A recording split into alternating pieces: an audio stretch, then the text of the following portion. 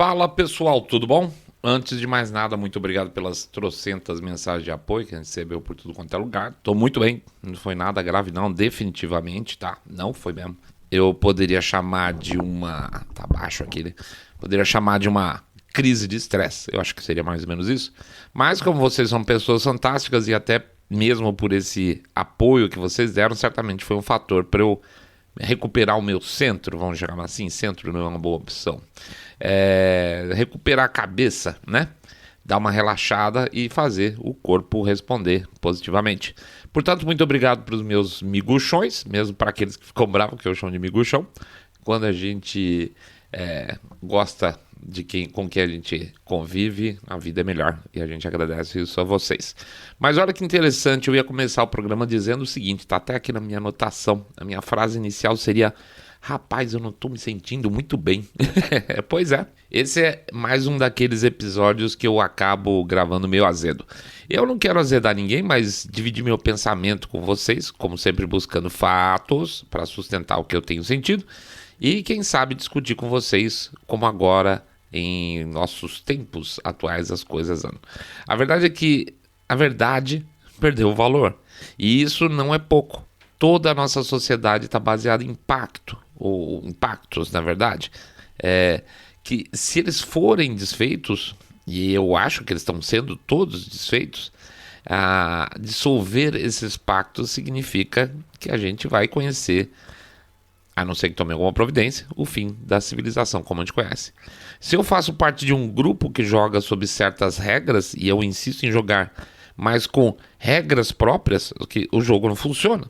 É o mesmo que falar, quando eu jogo poker, a pessoa que se chama se eu saindo da bolha tem direito a 2 cartas extras. Ué, mas aí se eu saindo da bolha vai ganhar todas, né? Mas assim que eu jogo, então não vale. São 2 soluções aqui: parar de jogar o jogo ou corrigir a situação e jogar todo mundo sobre as mesmas regras.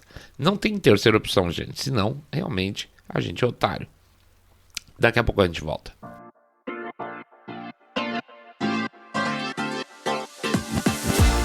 Saindo da bolha.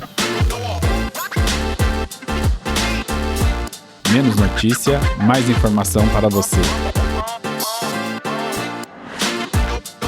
O fim da verdade.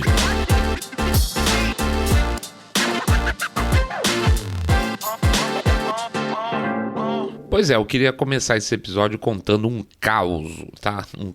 Um fato, beleza? Eu não sei se vocês sabem, mas o cachorro do Joe Biden, o Joe Biden tem um pastor. Esse pastor aí mordeu um cara do serviço secreto lá na Casa Branca, lá para março, tá? A porta-voz da Casa Branca, a Jen Psaki, ela confirmou essa história para um jornalista na época. Mas se você ainda bolha, você vai pegar até no pé do Joe Biden por causa do cachorro? Não, veja bem, vamos lá. Esse é o fato. Aliás, eu vou corrigir. Esse é o fato narrado. O que a gente não foi informado é que o Major, que é o nome do cachorro, já havia mordido outros 7 agentes do serviço secreto lá na Casa Branca e um visitante.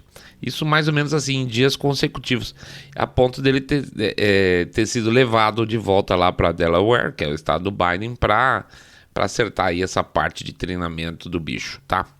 E o que tem isso demais? Bom, são 2 coisas muito importantes que saem da história do cachorro do Biden. A primeira é o seguinte: por que esconderam o fato de que a porra do cachorro do Biden era um serial biter, né? Sei lá, um serial mordedor? Qual a importância de se esconder uma coisa dessa, tão estúpida, de que o cachorro do presidente dos Estados Unidos tinha problema de comportamento? É um cachorro, pô. Um cachorro que provavelmente foi, sei lá, mal treinado ou tinha problemas comportamentais qualquer. Quantas milhões de pessoas já tiveram problemas com o cachorro, com os gatos? Com problemas comportamentais? Meus gatos sempre foram na boa, mas a gente vê, tem gato que é o capeta, né? Tem até programa na televisão sobre isso. Pega o caso aqui da Lana. A Lana nossa senhora, é um imã de pessoas. Pra vocês terem uma ideia, outro dia um cara parou o carro com a esposa e falou: podemos tirar foto do lado dela? Pode tirar foto do lado dela, assim. Cachorro é um doce. Mas tem cachorro que é bravo e tem que ser treinado. Então isso não é um problema de ordem nacional a ponto da secretária de imprensa da Casa Branca ficar ocultando esse tipo de coisa. Então, gente, pensa comigo. Se não é importante e ainda assim a Casa Branca estava escondendo informação, quer dizer que a Casa Branca é incapaz, deixa eu melhorar, ela é suficientemente sem vergonha de esconder essa informação, uma informação dessas do público. Então, o que mais que a Casa Branca é capaz de esconder, entende? Os caras são incapazes de contar para o público básico uma situação cotidiana que nem é um problema em si, é uma situação. Ou seja, o que é mais importante, provavelmente tudo tem sido guardado e manipulado para criar uma nova percepção da verdade em relação ao público, né? Essa nova verdade, uma visão de perfeição, de sucesso. Porque se até o coitado do cachorro tem que ser perfeito, então, meus amigos, tudo tem que ser perfeito para esses caras, pode apostar. O segundo ponto é o seguinte: essa não é uma história nova, nós estamos falando de março desse ano. E outras pessoas já sabiam dela, ela foi circulando, teve que circular primeiro pela imprensa alternativa para cair lá na Fox, que é um grande veículo. Veja, o que tem deixado as pessoas pasmas, assim como eu, não é o cachorro, óbvio.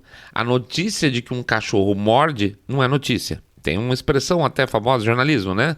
Cachorro que morde homem não é notícia, o homem que morde cachorro é notícia. Esconder que cachorro morde, aí sim, gente, isso é notícia e faz a gente pensar muito. Aliás, esqueci o jabá. Para quem não conhece a gente ainda, bem-vindo ao Saindo da Bolha. A gente pede para vocês que estão vindo pelo YouTube, por favor, clicar lá no botãozinho de se inscrever e, se possível, mete um like lá também, tá? Faz agora para não esquecer. Deu? Fez? Beleza. Que porcaria. Para quem está conhecendo a gente agora no formato tradicional de podcast em áudio, a gente pede também, entra lá no site www.saindabolha.com.br, clica no botão Follow this podcast, ou segue a gente também pelo Spotify Podcast Addict, Google Podcast, Apple Podcast. Pede também para dar um share no episódio, porque as redes sociais escondem a gente. Quando você dá o share não tem o que fazer.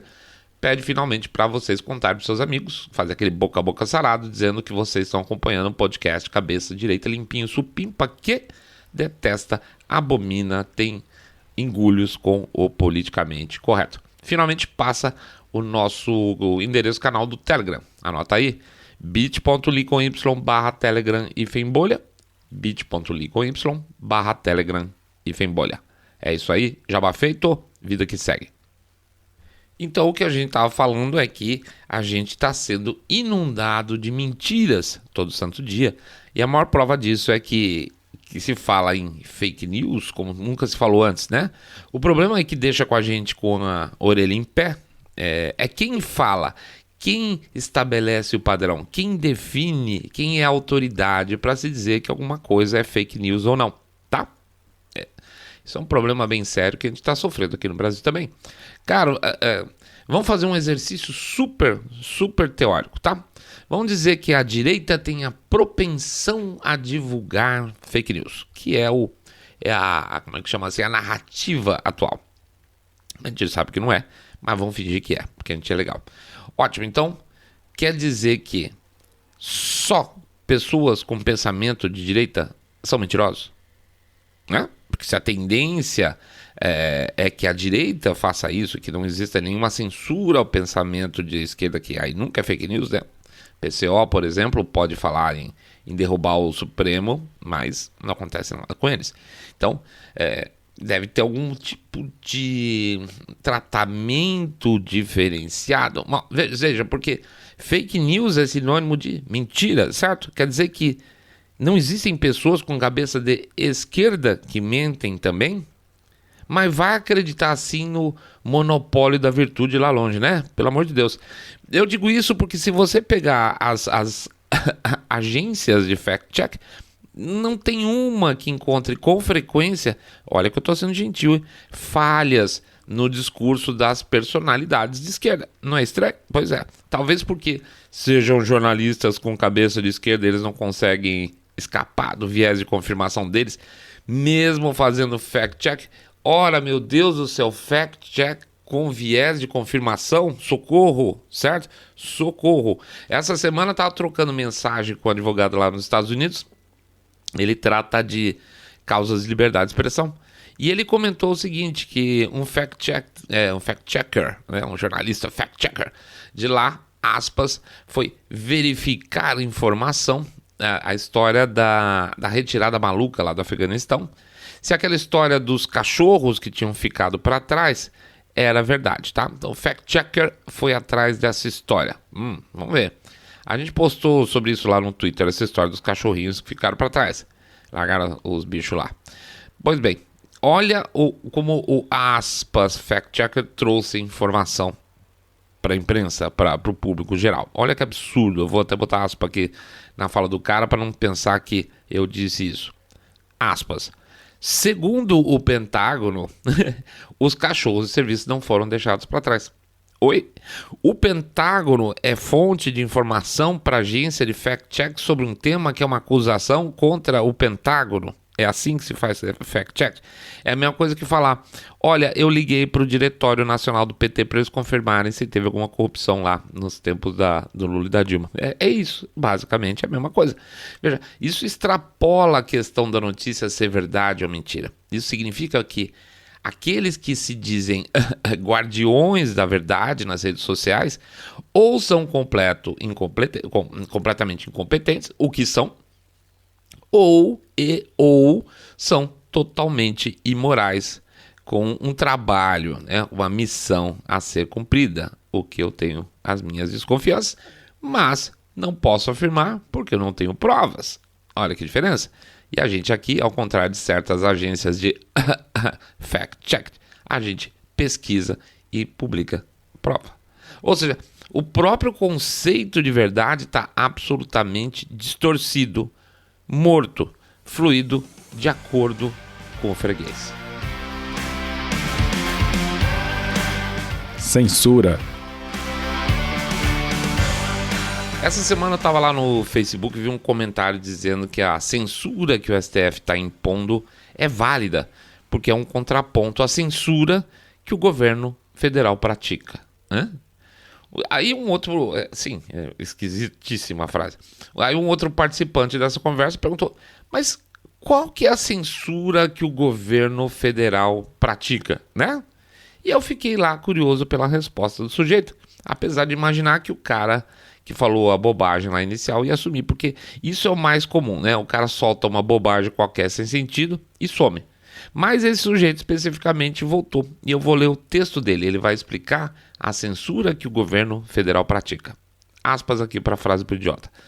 Um governo que se nega a financiar peças de teatro, que ameaça não renovar licença de companhias de TV por questões políticas, é um governo muito mesquinho. Na minha opinião, é um censor. Acho que vão ficar na ameaça, mas só o fato de ameaçar já está errado. Olha a cabeça do cara. Um governo, aspas, que se nega a financiar peças de teatro é um governo censor. Tem tanta informação errada aí que me dói. Uma coisa é você direcionar financiamento com lei de incentivo para uma coisa, outra é, aspas, não financiar peça de teatro, que também não é verdade. Mas, de novo, vamos simular aqui. Vamos dizer que o que o cara falou fosse verdade. O governo está proibindo peça de teatro? Não. Ele está falando que só pode fazer teatro se falar bem do Bolsonaro? Não. Ele não tem meios para fazer isso. Esse é o ponto principal. Não tem meios para fazer isso. Mesmo que ele quisesse, o governo federal não teria meios. Então, cadê a censura? Ou seja, de novo é o que a gente fala sobre o código e tem a ver com o jogo que a gente falou lá para trás. Se eu falo para você que o céu para mim é verde, que isso é uma verdade para mim, isso quer dizer que não existe mais verdade, que a verdade pode ter autor e que nada que se pactuou antes vale mais. Aí o pensamento conservador me atrai muito, porque o pensamento anterior sempre tem valor. Se eu pactuei com o meu chefe, tá, que eu devo ganhar 5 pau por mês e ele chegar para mim com 1 milhão e disser, olha, é que a experiência, a cara dura, né? É que a experiência que você está ganhando aqui na minha empresa vale 4 pau por mês. O resto, esses milão aqui, eu tô completando dinheiro, tá? É um picareta, certo? Mas é um pacto que o cara tá quebrando. Por isso que o cara se faz, ele passa a ser um picareta. Mas se o chefe desse cara aí que falou aquela bobagem do teatro, etc e tal, que acha que o Bolsonaro é censor porque não financia teatro, falar isso pra ele, o chefe dele chegar e falar assim, tô te dando milão porque 4 é de experiência, é lógico que esse sujeito vai ficar pistola, certo? Por quê? Porque para ele, certos códigos devem ser respeitados, pagar o salário, mas outros códigos não, porque aí depende da interpretação. Dessa forma, liberdade de expressão não é mais liberdade de expressão, censura não é censura, crime quando cometido por bandido e ladrão não é crime, mas quando eu decidi quem eu não gosto, aí esse cara sim cometeu um crime. E aí tá tudo ok punir, certo? Isso aí depende. Crime, eu defino o que é de acordo com o meu interesse. Quando eu decidi que o coronavírus é um horror e que eu devo denunciar meu vizinho que está montando um protesto, por exemplo, contra um lockdown na Austrália, né? Eu denuncio para a polícia, com apoio do governo. Como está acontecendo na Austrália, que nem os nazistas faziam. Aí sim, esse cara tem que ser preso, porque eu concordo com o lockdown, ele não concorda, esse cara tem que ser preso, porque existem verdades distintas, sem o devido processo legal, inclusive, tá? Porque pessoas que fazem algum tipo de protesto contra o lockdown não devem ter o devido processo legal na cabeça desse cara. Tudo certo, não é? O nego tá mandando vizinho que há 2 anos atrás pegava as cartas dele quando ele viajava, por gentileza, pra cadeia, porque as pessoas hoje acreditam que elas têm um direito a uma verdade absoluta. E eu confesso, gente, pra vocês que eu nunca na minha vida vi um negócio nem parecido com isso. A pós-verdade. A gente senta aqui e acha que está fazendo um trabalho até bacaninha, se relacionando com vocês que nos ouvem, quando a gente afirma, olha, são fatos, né? Fatos, até estica a letra A quando fala, olha, tome cuidado com os fatos. Mas o ponto é o seguinte, para muita gente mesmo, isso que ele está falando, fatos, é uma coisa irrelevante. E aí vem o pessimismo nosso de vez em quando. Porque para muita gente a lógica dos fatos é uma subjetividade, é uma loucura. O fato do avião cair e ser relatado de maneira pura, o fato de um prédio, sei lá, pegar fogo, isso ser relatado de maneira pura, o fato de apenas os swing states americanos terem parado de contar votos na mesma noite, na noite da eleição, e todos eles terem tido exatamente o mesmo comportamento de virada a favor do Biden, é relatar fatos de maneira pura. Mas não é relevante, não é fato. Nada mais então é relevante, porque nada mais é fato. Apenas o que eu sinto, o que eu acho, apenas o meu ponto de vista gera fatos. Isso é uma contradição em termos maluca. Vamos pegar então o caso esse que eu falei das eleições americanas. Somente os estados, somente os swing states pararam de contar na noite das eleições, nas grandes cidades principalmente, com um agravante, nas grandes cidades. Somente esses lugares tiveram um comportamento de virada. Foram esses locais que tiveram suspeitas de fraude, com comparecimento acima do natural, por exemplo. Fatos, números, tá? Não estou inventando nada, são fatos. Foram esses estados que foram relatados problemas para os fiscais acompanharem a contagem. Foram nesses estados onde os políticos sem mandato, sem direito para tal, eu vou repetir, não tinham alçada para tal, mudaram a legislação eleitoral sem consultar o legislativo. Isso é um fato, tanto é que viraram processos legais. Aí eu posso chegar a uma conclusão pessoal, minha pessoal. Tudo aponta para que nesses estados, lá nos Estados Unidos, tenham sido manipulados os resultados das eleições, certo? Eu estive lá? Eu passei em cada um desses estados? Não. Eu contei pessoalmente todos os votos? Não. Portanto, eu sei que houve fraude? Não sei. Mas os fatos apontam apresentam indícios literalmente inequívocos, certo? Agora você pega o cara do outro lado e repete as mesmas afirmações.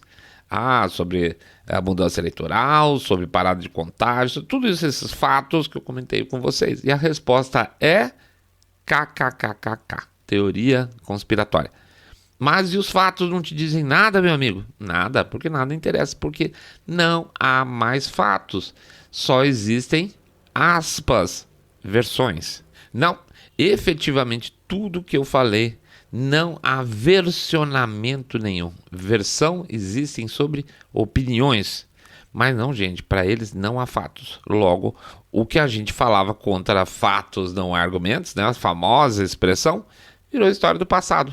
Acabou. Você não precisa mais... não existe mais possibilidade de argumentação, porque não existe mais fato.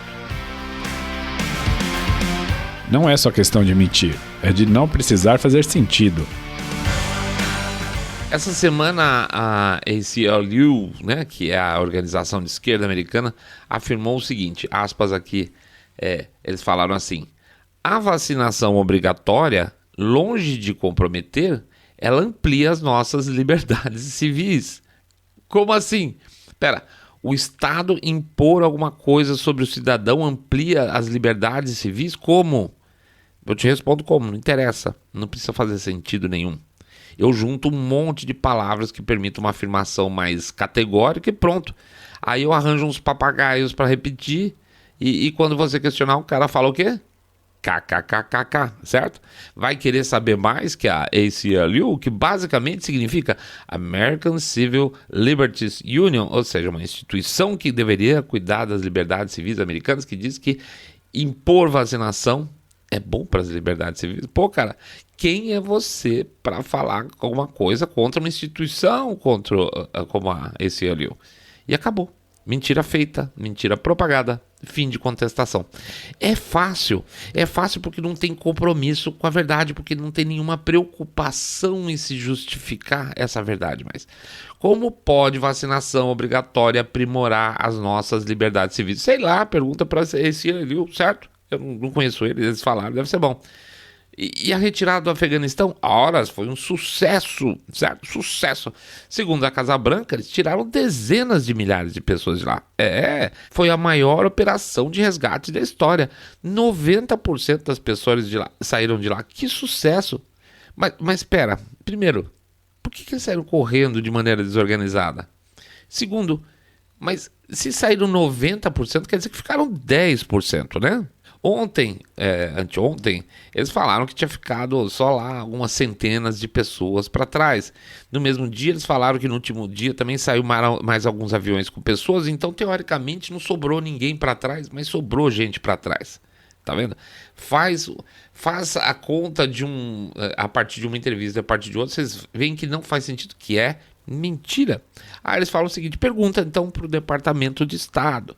Aí o Departamento de Estado, você fala lá, quantas pessoas ficaram para trás, Departamento de Estado? E eles falam, não, a gente está em contato com eles, não se preocupem. Ah, legal, que bacana. Mas são quantos? Não sabemos. Então eles estão em contato com pessoas que eles não sabem. Sabem sim, eles estão mentindo que não sabem. Eles estão mentindo que eram umas centenas, eles estão mentindo que foi um sucesso.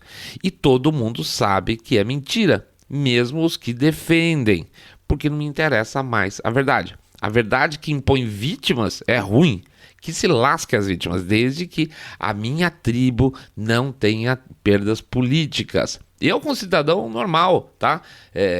Urbanão aqui, tô defendendo então o Joe Biden para não perder no debate. Eu quero que se lasque o cara que ficou para trás no Afeganistão. O meu problema é defender minha opção política quando eu votei lá atrás. Isso é incrível. Desde que eu não tenha que confessar que eu já sabia, quando eu votei no Biden, que ele era incompetente, que ele era corrupto, que ele era um idiota gaga. Certo? Eu não posso confessar isso de forma alguma, mesmo que isso estrague meu país inteiro. Sabe qual a prova de que nem todo mundo sabia? Parte sabia, grande parte sabia, que o Biden era tudo isso, porque a popularidade dele está em queda livre. Ou seja, tem uma fatia de pessoas que votaram no cara totalmente mal informados pela mídia tradicional, como se fosse o cara legal. Quando o cara vê o sujeito em ação, cai a popularidade, certo? Quem não sabia que ele era incompetente, corrupto, idiota, gaga, agora tá vendo o que tá acontecendo com o país e tá falando, que mancada, se eu soubesse que ele era tudo isso, não teria votado nele. E aí a popularidade cai. Mas é só eu reforçar para a imprensa amiga, né, que foi um sucesso. E veja, o mais importante é que não é uma mentira simples. Eu preciso que isso seja muito claro. Isso não é uma mentira simples. É uma redefinição de conceito de sucesso. Sucesso em retirada militar não é deixar ninguém para trás, certo?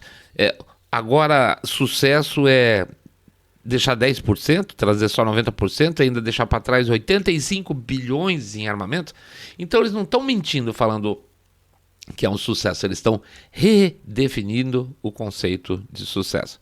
Quem tem miolo funcionando se questiona, como um soldado que eu estava vendo uma entrevista outro dia, e ele falou, olha gente, quando eu estava lá no Afeganistão, teve uma vez que vou de novo falar, um fuzil se perdeu durante uma determinada missão e a gente teve que voltar para o vilarejo lá para pegar esse fuzil de volta por mais 2 dias consecutivos. Inclusive a gente não conseguiu, pondo em risco a vida dos soldados e tudo mais, todo o perigo que isso envolvia por causa de um fuzil, porque armas não podem ficar para trás, certo? Agora, depois de eu, o soldado falando, quase morrer para recuperar um fuzil, 2 dias lá sofrendo que nem um louco, os caras deixaram 85 bilhões de dólares em armamentos para trás e falam que isso é um sucesso, certo? Redefinindo o sucesso e tudo mais. Por falar então em redefinição, o CDC, né, que é o órgão que cuida, aí vai, a Anvisa americana, que deveria estar cuidando da saúde dos americanos, americano foi ótimo, está com uma lista nova de expressões. Aliás, deixa eu falar certo, não é uma lista nova de expressões. Vou falar como o CDC falou. Eles têm termos preferidos para grupos, populações e comunidades selecionadas. Isso. Em outras palavras, como certas coisas devem ser tratadas de maneira woke. De como devemos tratar certas coisas daqui em diante, da maneira certa. Com a pandemia correndo solta, então, ao invés de estar lá encontrando padrões pandêmicos, origem de vírus, alternativas de tratamento, não. O CDC americano está preocupado com o quê? Redefinições. E eu vou explicar. O CDC não quer mais que um alcoólatra seja chamado de alcoólatra.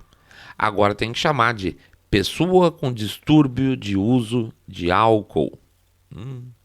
Ele não pode mais dizer doente mental. Agora tem que se falar, aspas, pessoa com doença mental. Mudou totalmente, certo? Era doente mental, pessoa com doença mental. Não pode mais dizer a palavra insano, insane. Tem que falar pessoas com desordem comportamental pré-existente. Nego. Pessoas com desordem comportamental pré-existente. Doido. E essa? Não pode mais falar pessoas do campo ou pessoas rurais, tá? Você tem que falar pessoas que vivem em áreas com população esparsa, senão você está sendo incorreto. Agora, eu te pergunto especificamente em relação a essa do rural. O que tem a ver com saúde isso? Alguém pode me explicar? O que mais? Quer mais? Vamos lá. Não pode mais usar viciado em droga, tá? Que a gente sabe que o mais bacaninha aqui no Brasil é drogadicto, né? Porque por alguma razão se acha que fica menos feio, até que todo mundo começa a chamar os viciados de drogadicto e obviamente o peso da coisa vai junto e acaba dando tudo na mesma, daqui a pouco tem que trocar o nome de novo. Mas o problema não é o nome, o problema é a droga, certo? Mas é o que é a questão de que eles falam que é uma questão de dignidade. Não. O cara, o coitado lá, tá se entubando de crack do mesmo jeito, independente se você chamar ele de drogadicto ou de viciado em droga. Não vai mudar nada. É como as favelas, né? Que quando viraram comunidades, e assim que virou comunidade, apareceu tudo, né? Vamos chamar de comunidade? Vamos, pum. Apareceu esgoto, apareceu escola, apareceu policiamento. Não, ficou... essa é a cabeça da esquerda, porque você redefine e pluft um mundo melhor. Eu não sou mais pobre, sabe por que eu não sou mais pobre? Porque agora o pobre é o cara que ganha menos de meio salário mínimo, não mais o cara que ganha salário mínimo. Ah, bom, como eu ganho entre meio e um, então agora eu não sou mais pobre pro outro. Que bom, gente. Minha vida mudou, mas eu me perdi totalmente. Então, o viciado em drogas, que não pode ser mais chamado desse jeito, agora tem que ser chamado pessoa que injeta drogas. Além de tudo, tá errado, porque tem outros tipos de vício. E se o cara cheira? E se o cara é viciado em comprimido, né? Com, sei lá, qualquer um tipo de remédio. Então, assim, não é porque o cara é drogado que, obviamente, ele injeta. Ele pode cheirar, ele pode tomar, certo? Pois é, mas o CDC quer que seja pessoa que injeta drogas. Enfim, definir é tudo de bom. Definir pode mudar a verdade. Você pode dizer que a Constituição é maleável, que essa é boa, né? Você pode dizer que ir para a rua defender a Constituição é um atentado à democracia, é uma redefinição. São atos antidemocráticos, né? Redefinição. Pode dizer que defender eleições limpas é retrocesso, redefinição. E você pode dizer que criticar membros do STF é discurso de ódio. Olha que bacana, viu como tudo pode mudar? Você pode mexer tudo do jeito que você quiser, como o exemplo do ACLU que a gente deu, né? Dizendo que, por exemplo, o Estado impor alguma coisa é a favor das liberdades individuais. Então, esse é o problema, gente. A gente tem tratado como se as pessoas fossem mentirosas, e não é isso. Quem discorda de você hoje, principalmente da esquerda e de alguns liberais limpinhos, o que ele está fazendo é um jogo de redefinição. E as pessoas não estão sabendo se contrapor a isso, porque era mais fácil quando a gente podia racionalizar. O cara te falava uma mentira e você respondia com ele um fato, uma verdade. Só que se alguém reconceitua um conceito, desculpa, ficou uma porcaria essa frase, acabou, não tem o que fazer. O cara, ele não se importa em se comportar como um maluco, que ele fale, por exemplo, que o céu é verde. Por isso essa gana toda que esse povo tem de se agarrar teoricamente alguma coisa científica, porque a única coisa que poderia fazer com que tudo isso parecesse um pouco menos insano, quer dizer, insano não pode falar, né? Com menos aparência de desordem comportamental pré-existente. Mandei bem, né? Foi bom.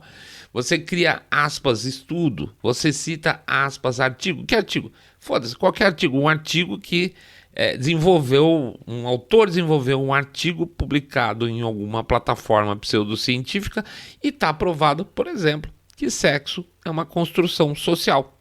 Não importa se aquilo é validado pela comunidade científica como um todo, não importa todos os estudos que já foram realizados anteriormente, ou se tem 99 contra 1 a favor, tá lá, saiu numa plataforma também. Ele foi validado pelos seus pares, então, portanto, ele é verdade. Tá? Então, pessoal, não se despiroquem, tá? Vocês nunca vão conseguir uma discussão racional sobre esses termos. Jamais. Jamais. São duas saídas aqui. Uma que eu gosto, mais para deixar a outra pessoa brava, é dizer que o conceito que o cara falou não existe. A pessoa fala para mim, mas isso é mansplaining. Você fala, não, isso não existe. Pronto, acabou. O cara fica uma pistola. Ele vai na cabeça dele, de alguns deles tem mesmo, isso existe mesmo. Para outros ele está usando só para contra-argumentação. Você fala que isso não existe, pronto, acabou. Isso é inventado. Mostra desprezo pela pseudociência do cara. Porque a pessoa com quem você está conversando sabe disso em boa parte das vezes. E ele precisa de um conceito furado, pseudocientífico, porque ele tem que se amarrar, ele tem que se agarrar em alguma coisa para ele fazer sentido, assim como todos os regimes autoritários também precisam de coisas racionais para fazer sentido. Por exemplo, eleições. Por exemplo, o judiciário. Por que Cuba precisa ter eleições? Por que na China tem que ter eleições do Politburo, etc e tal? Por que precisa ter judiciário? Os caras vão fazer o que eles quiserem, tá? É só para não ficar chato. Assim como os autoritários precisam de eleições, eles precisam de justiça, os idiotas precisam de pseudocientificismo. A outra possibilidade é desencanar. A gente já falou disso. Não passem raiva, não passem mal por causa disso. Olha a experiência própria eu passando aqui agora. Mas não sejam otários. tá? Não se... significa que ao você desprezar determinados confrontos, vocês tenham que ser otários. 7 de setembro tá aí, e vocês vão ter a chance de mostrar que não estão a fim de tolerar essas redefinições, essas releituras, essas ressignificações, no limite de perderem as suas liberdades de expressão em um regime autoritário, disfarçado de democracia imposta por pessoas que desprezam a verdade que você tanto preza. Beleza? É isso aí, pessoal. A gente agradece a presença de todo mundo. Pede desculpa pelo atraso no programa aí, se eu Saindo da Bolha pisou na bola. Mas é isso aí. Vamos pra frente. Vamos lá, quem não fez ainda, entra no site www.saindabolha.com.br e clica no botão follow this podcast, ou segue a gente Spotify, Podcast Addict, Google Podcast, Apple Podcasts, ou segue também lá no nosso canal no YouTube, Saindo da Bolha. Pede normalmente para também vocês darem um share no programa se vocês gostaram, e vamos lá, vamos passar o nosso Telegram, bit.ly/Telegram/Bolha, bit.ly/Telegram/Bolha. É isso aí, pessoal. Boa semana para todo mundo, que vai estar para começar agora, 7 de setembro chegando, hein, gente? É isso aí. Grande abraço para todos. Fiquem todos muito livres. Saindo da Bolha.